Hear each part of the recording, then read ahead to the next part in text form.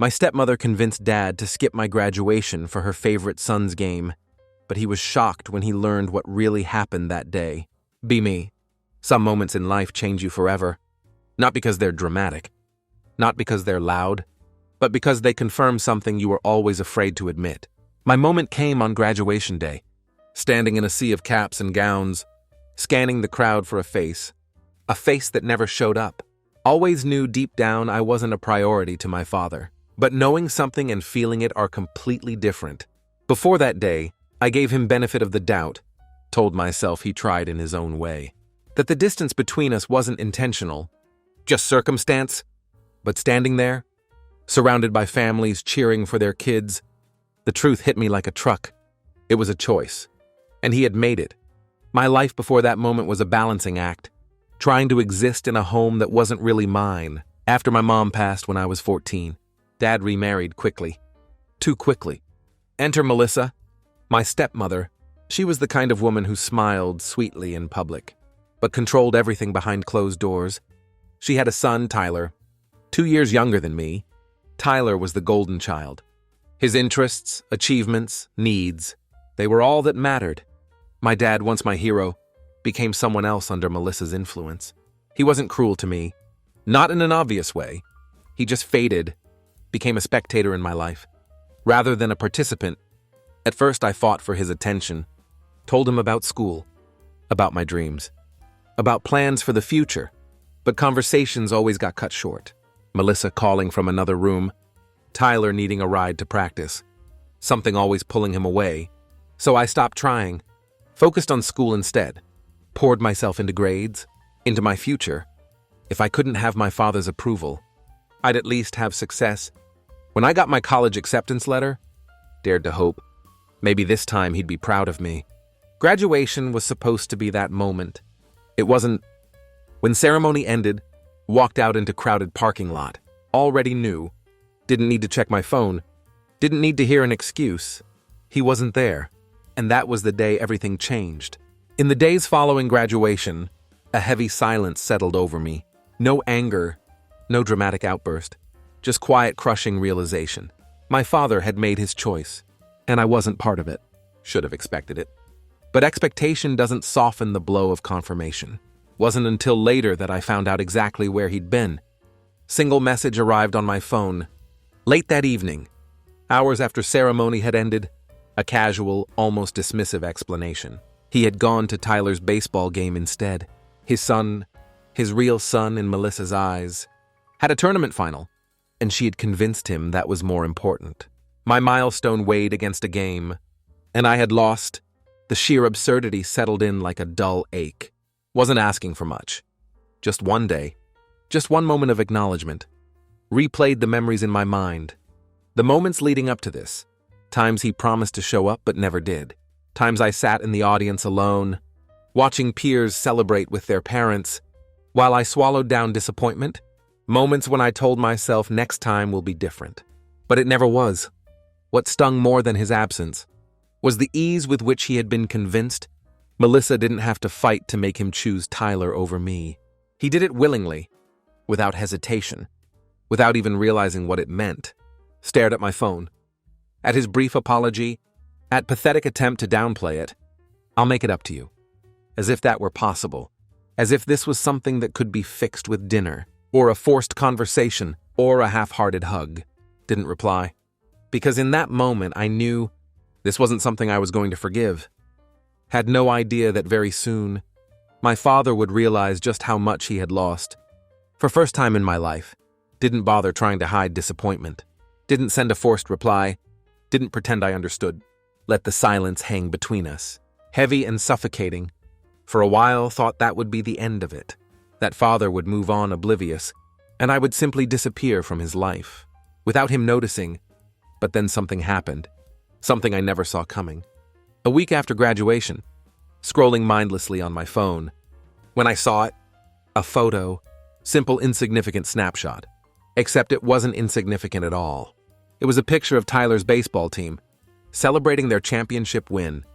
Team huddled together on field, arms draped around each other, grinning, and standing in background, watching from sidelines, was my father, At first just stared, feeling that familiar sting of rejection settle in chest, but then noticed something strange. Tyler wasn't in the picture. Confused, scrolled through the comments, and that's when found out the truth.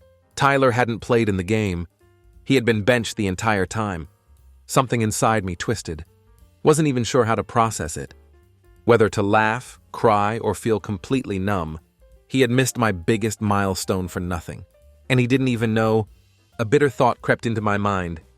Would he have made a different choice if he knew Tyler wouldn't play? Would it have even mattered? Or was I always going to be second place? Closed my phone? Let the realization settle. My father didn't just disappoint me. He had been tricked, manipulated into abandoning me for something meaningless, and soon he would find out the truth.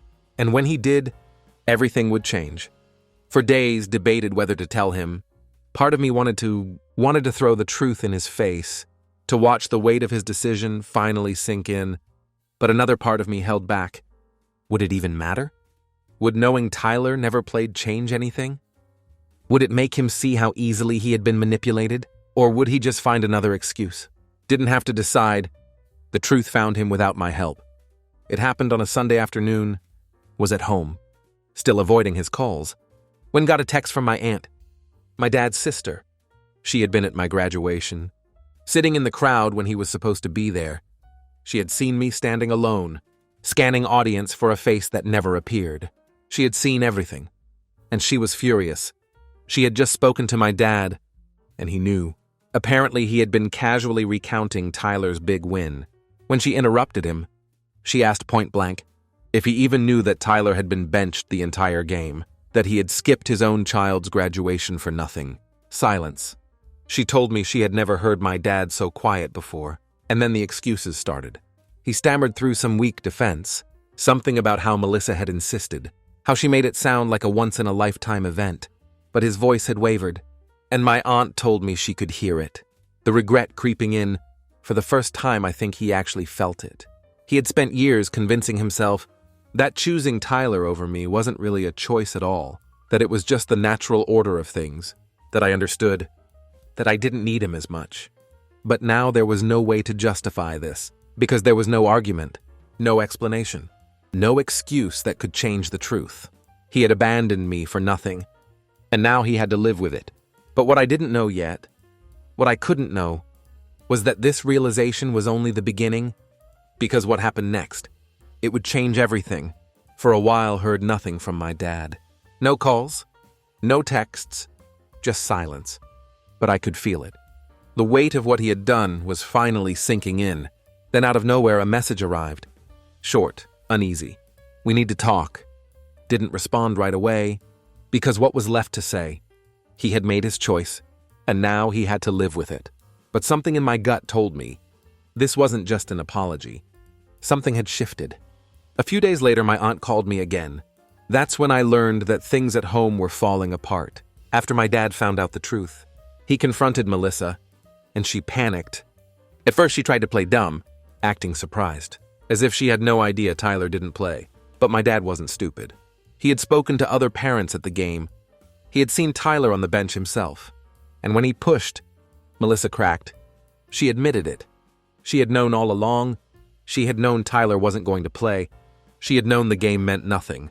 And yet she had still convinced him to miss my graduation, not because she thought the game was important, not because she believed Tyler needed him there, but because she didn't want him to come for me. It wasn't about Tyler at all. It was about control, about making sure my dad stayed wrapped around her finger, about making sure I stayed in second place. And now my dad had to face the truth, that he had let himself be played, that he had spent years ignoring the manipulation, pretending it wasn't real, but now there was no denying it. And I could only imagine what that realization was doing to him. But what I didn't expect, what I never saw coming, was what he would do next. Because when the truth finally hit him, he didn't just apologize. He did something I never thought he would. And it changed everything. For years, my father had been blind, or maybe he had just chosen to be. It was easier that way. Easier to believe that Melissa wasn't manipulating him. Easier to convince himself that Tyler simply needed more attention. Easier to justify every broken promise, every missed event, every time he turned his back on me. But now he couldn't ignore it. The truth had shattered whatever illusion he had been clinging to. And once a lie unravels, you start to see all the others. Every moment, Melissa had twisted reality to keep him under her control.